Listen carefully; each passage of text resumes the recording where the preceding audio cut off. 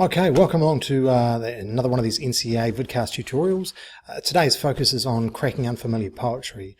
Some 6 little secret strategies that you can use that can help you unlock and get the poems for the unfamiliar text standards. Because sometimes getting the meaning out of them is harder than the prose text because it's a little bit more kind of cryptic in a sense. So I'm going to teach you some ways that you can work through, unlock that, and then really nail that in your exams and when you're reading poetry. Okay.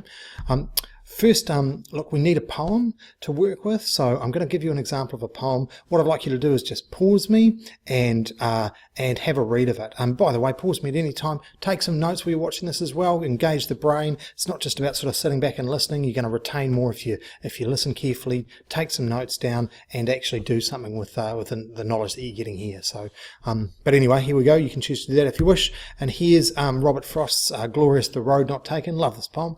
Pause me now. Have a read of it, and we'll be working on this a little bit.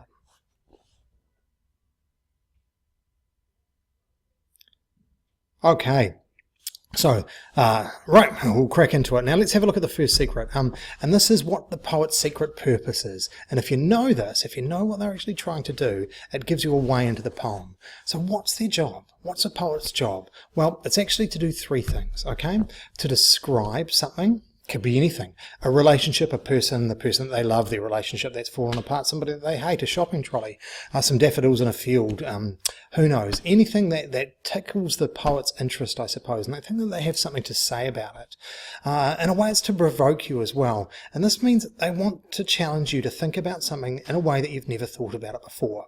So it's not just describing something, but the freshness and the originality, the artistry comes in getting you to think about it like you've never imagined that thing to be.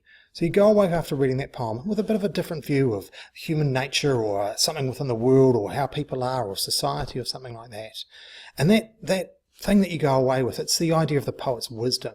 Poets are kind of wise in a sense, and they're imparting this new understanding of the world by the way that they describe and frame it in these different ways.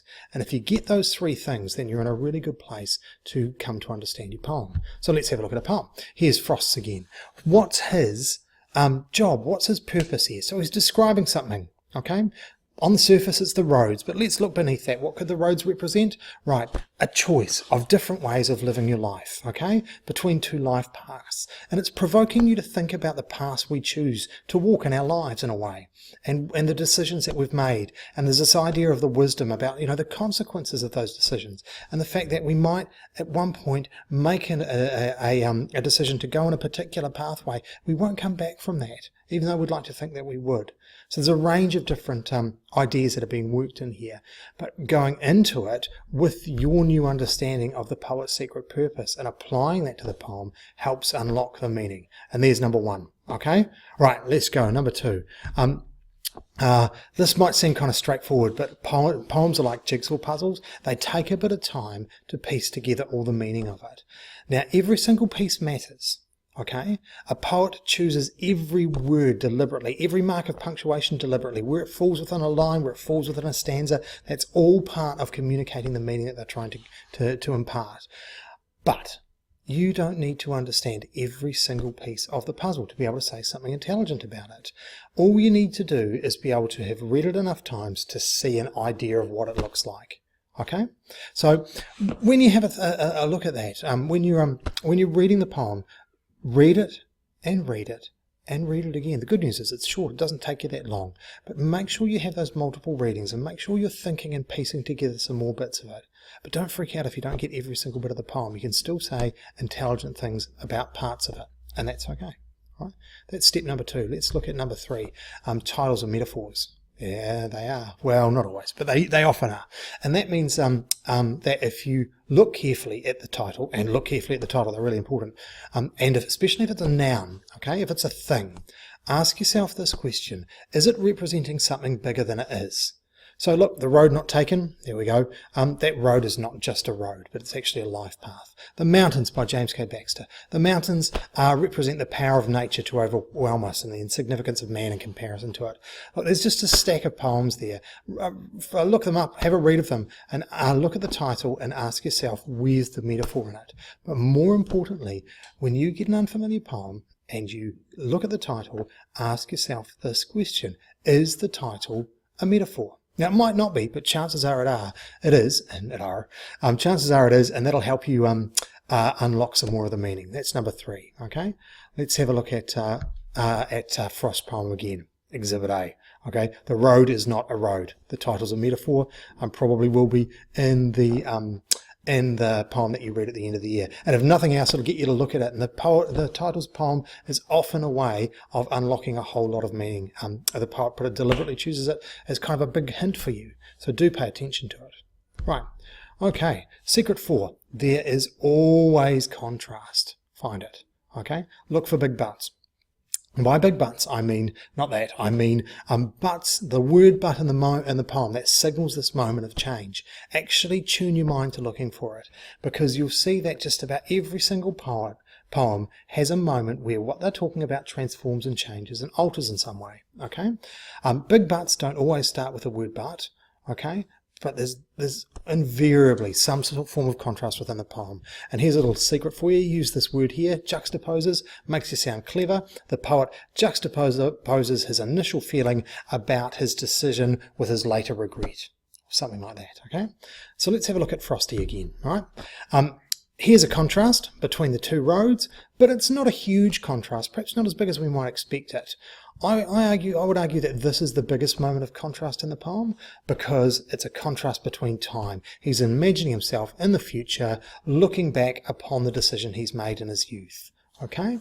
And so it's not really important what the contrast is in here. It's important that your brain is attuned to looking for that.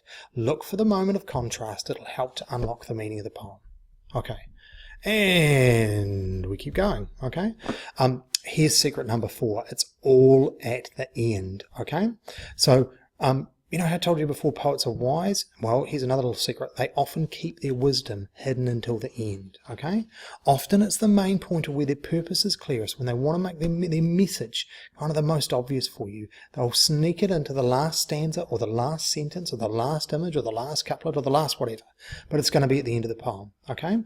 And so a poet will often build their wisdom slowly and develop their idea, and it will contrast here and perhaps contrast there again and change it a little bit, and then boom, at the ending, you've got this this very clear message, okay? So when you read a poem, read the ending clear and ask yourself, right, how does this connect to the wisdom, to the message of the poem, right?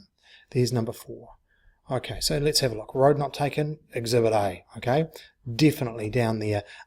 I took the one less travelled by, and that has made all the difference. And that really resonates, that last little line of the poem, so just be aware of that, okay?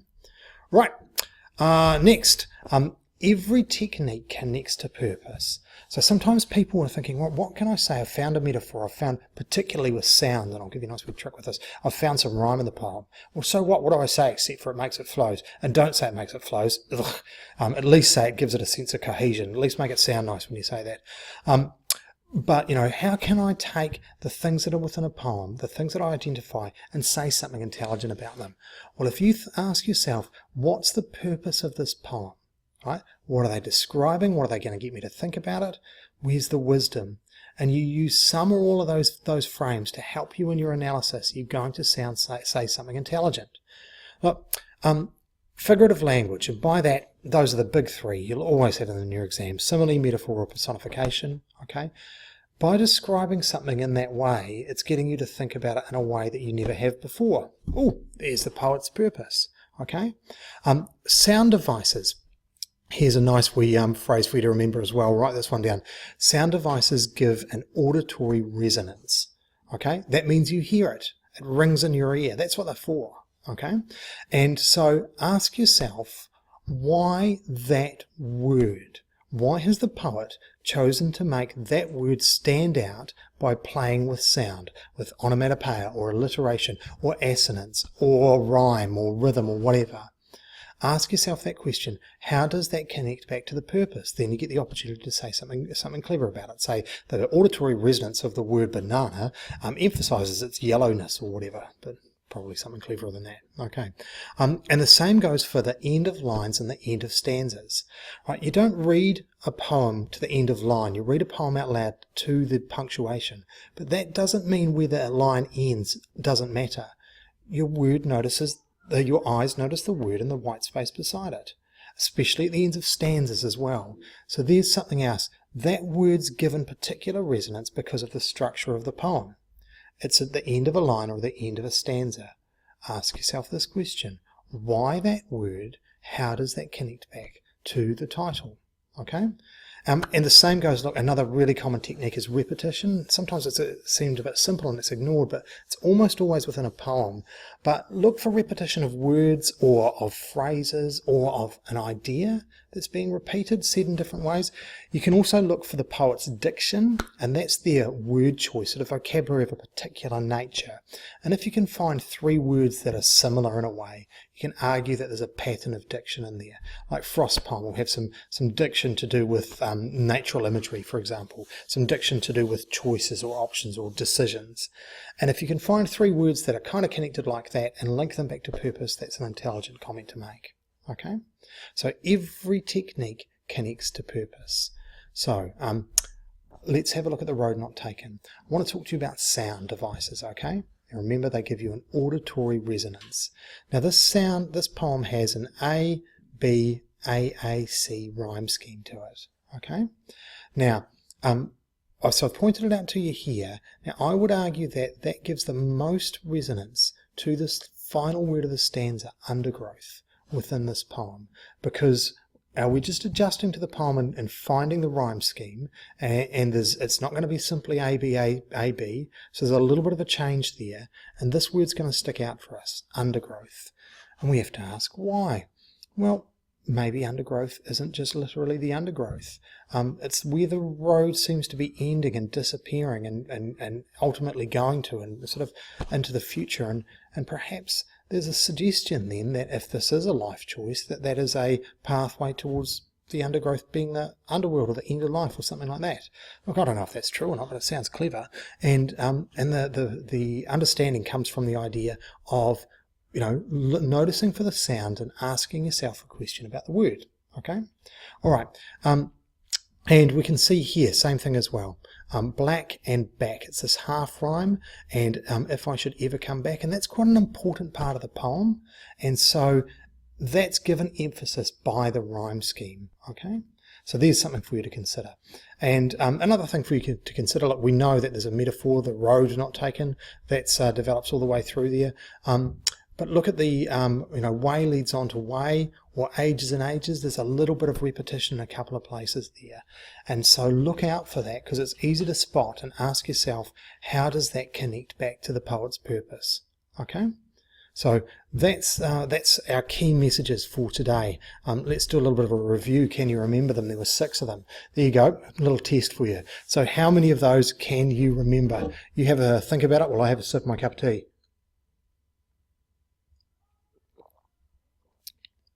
Ah, good tea.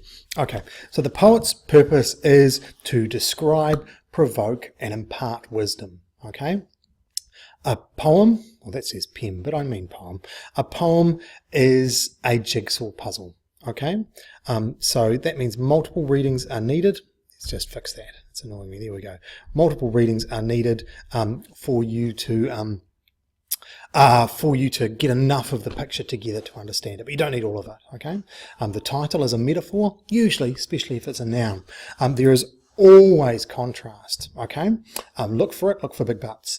It's all at the ending. Definitely the purpose is usually the most clever and clearest, and every technique connects back to the purpose, right? There's our 6 secrets, okay? So, right, it's your turn to do a wee bit of work now. Here's a poem for you. It's got a connection, sort of a similarity to that poem by Robert Frost, and it even mentions him within that. You might want to take a wee screenshot of that or pause it, but I'd like you to go through that with those 6 strategies in mind and unlock the meaning of the poem, this poem, with that, okay? And that's just going to kind of consolidate all of your meaning, and then your next trick is, look, how do you put these in your memory? How are you going to make sure that you know those 6 simple things? So you're going to go over them, you're going to apply them, you're going to have them written down, you're going to look at them when you look at new poems, and just build and build on that skill. And hopefully that's going to crack and unlock all of your poetry reading, okay?